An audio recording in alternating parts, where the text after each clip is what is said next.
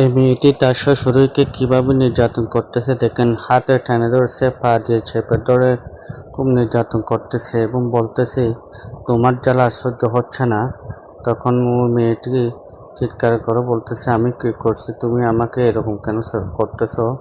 তখন বলতেছে চুপচাপ শুয়ে থাকো, কোনো কথা বললে শেষ করে ফেলবো।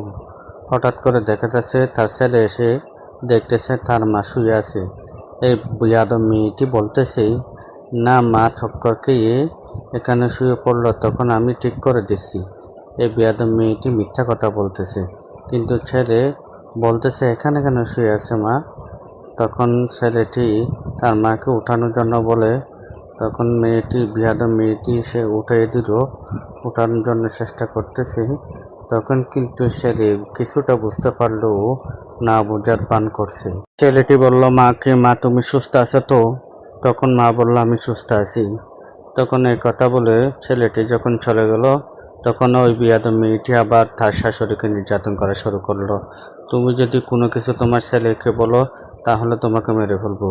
ওই মহিলাটি বলল না, আমি কিছু বলবো না, তুমি যাও। বৃদ্ধ মহিলাটি বসে বসে কান্না করতেছে, ছেলেকেও কিছু বলতে পারতে। ছেলেটি যখন উঠে যাওয়ার জন্য মাঠ থেকে বিদায় নিয়ে নিচ্ছে, তখন ওই বিয়াদব মহিলাটি দেখে থাকছে কখন চলে যাচ্ছে তার ছেলে। যখন চলে গেল, ওই বিয়াদব মহিলাটি আবার এসে বলতেছে এই বুড়ি, তুমি এখানে বসে বসে কি করতেছো? ডক দেখতেছো নাকি?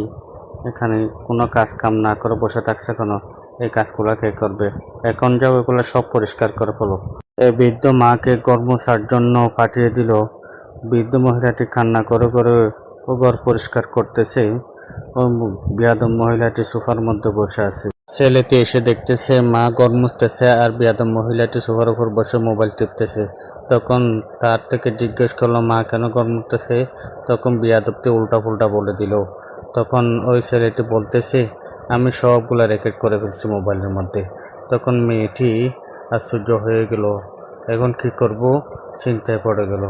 তখন ছেলেটি বলতেছে তোমার মতো বিয়াদব মেয়ে আমার দরকার নাই।